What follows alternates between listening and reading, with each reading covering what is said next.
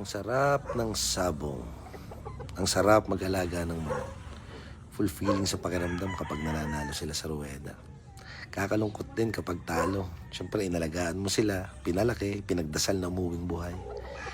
Hindi mo pwedeng sisihin ng mga tauhan kasi wish din nila na manalo para may gana sila sa bawat panalo. Tapos pinaghandaan din ng mga kalaban, ng bawat laban nila. Sabi nga ng tatay, kung ayaw matalo, huwag lumaban. Kung ayaw magastusan, huwag mag-alaga. Itigil niya ang sabong.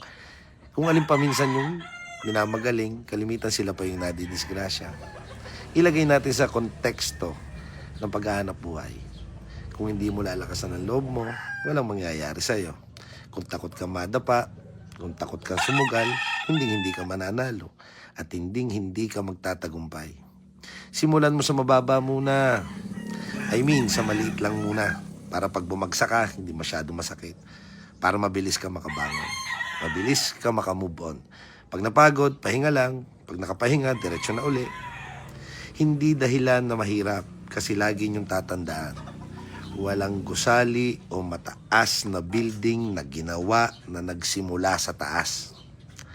Lahat yan ginagawa na nagsisimula sa baba. Good day!